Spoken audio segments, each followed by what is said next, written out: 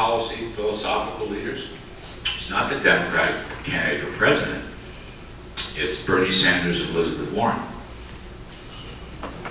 And Hillary today announced, was it today or last night, I don't know, that she's jacking up the inheritance tax rate again. So now she's going 65%. You know, you won't get 3 wooden nickels out of that anyway. It's the stupidest tax I've ever seen. But it's all class warfare, her campaign. And I don't know her, it's not personal. I actually know her husband fairly well. I've never met her. Thought her husband was a pretty good economic president with the Republican Congress. He did some good things, so don't get me wrong. So I'm not being partisan here. I'm just saying, she is running around saying we're going to tax rich people, we're going to tax rich corporations, we're going to raise capital gains tax on rich investors, we're going to tax financial transactions. And she'll wind up supporting a payroll tax increase because she wants to expand Social Security benefits. So that's the party. It's not the JFK party, which is a key sub-theme in our book. If Kennedy were around today, he would be a Reagan Republican. I was a Democrat for many years. You have to learn, you have to go through that process. Reagan was a Democrat, right? For a lot of his life. The public hates both candidates. Let's start there. It's kind of a good place to start.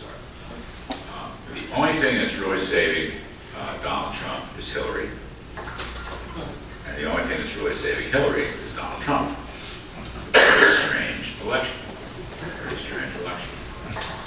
Mr. Trump, who I do favor, and I will vote for him, is a very inexperienced rookie candidate who's made unbelievable mistakes and said things that I couldn't possibly support.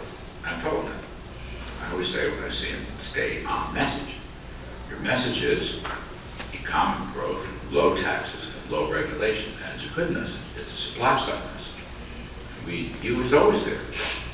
Maybe Steve Moore and I, if he was, tweaked it here and there, but you know, and then you've got destroy ISIS, terrorism, national security. Those are the 2 big issues.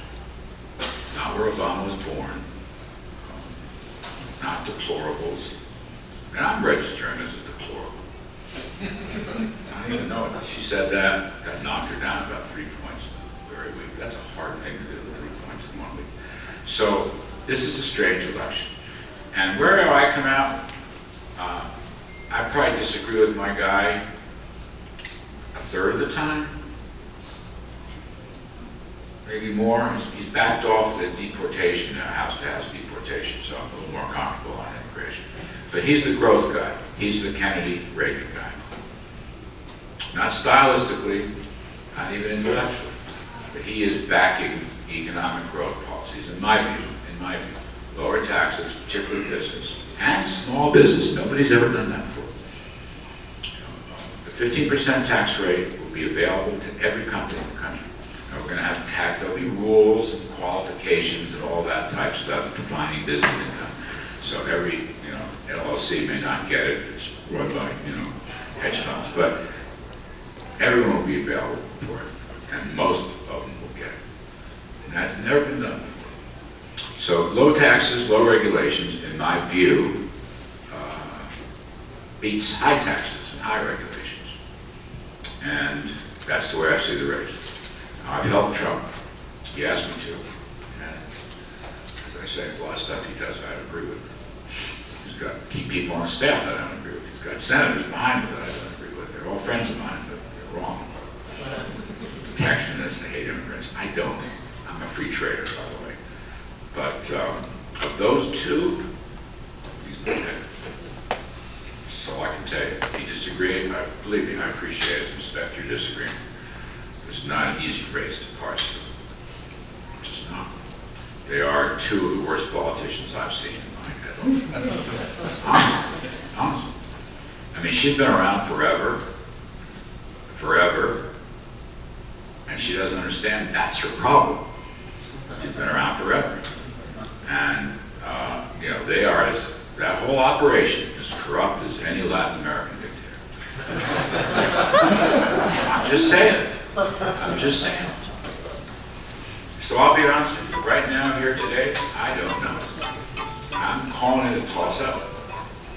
I thought a month ago or 6 weeks ago Trump was dead in the water. He got off message after the convention. He had a pretty good convention speech. Then he got off message, talking about Mexican judges and all this other nonsense. And he was spending 4 or 5 days in newspaper headlines, not about his pro-growth tax cuts, not about his lifting of regulations on small business, but on that crap. It drove me crazy. She, on the other hand, was on a roll in the summer, late summer, early fall. She had really a 9 or 10 point lead. I used the Real Clear Politics average of all polls, my pal John McIntyre. She had a 9 or 10 point lead, and she'd blown it. We went back to the tapes, went back to the emails, went back to that, found more stuff on her. This poor woman can't even be honest with you and tell you if she got a bad cold or not. She can't even say that. So I mean, I don't wish anybody ill health, including her, but she's falling into the car. The Secret Service has to stand her up. She's sick. She's had migraines. She's had blood clots. She's had fainting spells. So at some point, she's got to come clean on that. I was reading the paper this morning. The Wall Street Journal NBC polls out. That has become an issue.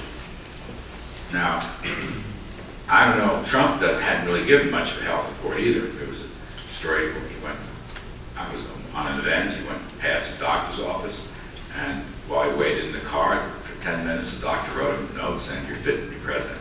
So I think he needs a little more on that. Interesting enough, his tax returns are not an issue. Obama's birthplace is not an issue, surprise, surprise. So, I say it's a toss-up. And everybody says the debates are going to be key. They may be. They may be. But I'm not sure of that this year, because 4 years ago, Romney won the first debate, big time, gave Obama and the rest of the country a pretty good lesson on how the economy works, shot up in the polls. And then the next 2 debates, the next debate on foreign policy pulled all his punches and backed off everything. So he looked like it was an Obama took the aggressive position.